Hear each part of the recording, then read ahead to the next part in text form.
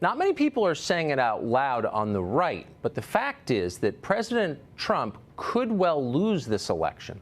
In fact, unless fundamental facts change soon, it could be tough for him to be reelected. If the president does lose, that would mean that just a few months from now, Joe Biden would become the president. The United States government would fall under the control of the radicals who control Joe Biden, and they will remake the country. And key people around the president know that it's true. They've seen the numbers. They're concerned. At some point in the future, historians will marvel at the fact that the president lost ground during a pandemic and then during mass riots. Both crises should have highlighted his strengths. They were naturals for him. Donald Trump seemed like insurance against the consequences of that. The core appeal of Trump was, if things ever started to fall apart, he would defend you. Yes, he was loud and crude. Most bodyguards are. Only a man like Donald Trump was tough enough to fight the creeping authoritarianism of the education cartel and corporate America. If Trump got elected, you could say what you really believe. The basic promise of America could be restored. You could live with dignity. Under Donald Trump, you wouldn't be forced to mouth the lyrics to some repulsive little orthodoxy you hate. You could declare out loud that all lives matter, because all lives do matter. God made us all. And if you can't say that, what's the point of living here?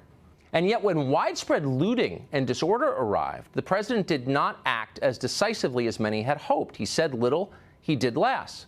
Some voters felt undefended. Some turned against him. Why did this happen? Well, there are many reasons. Trump was exhausted, for one thing, after 3 years of defending himself against Russiagate, the most elaborate and effective hoax in American history.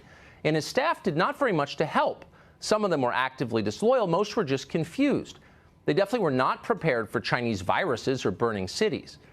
But the administration's main problems were conceptual. Few seemed to understand what was really happening.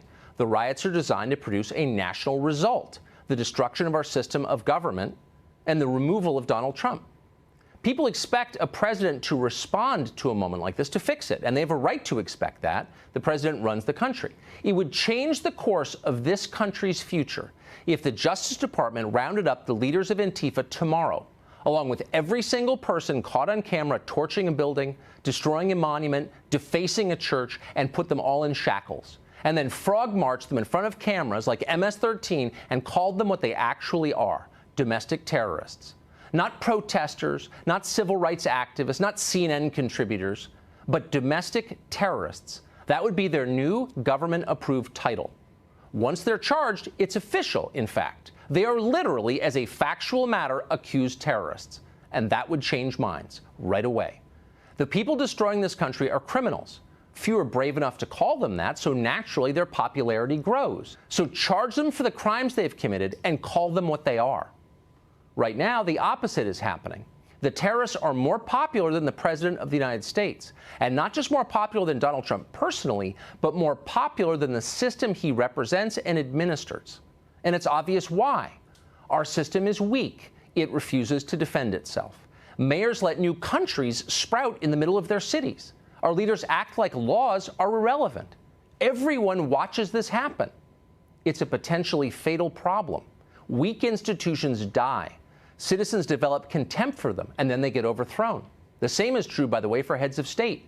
When you refuse to fight for the system you run, you're done. Spend an hour on Google and see if you can find a single leader in the history of the world who stayed in power after failing to quell a rebellion. You can't.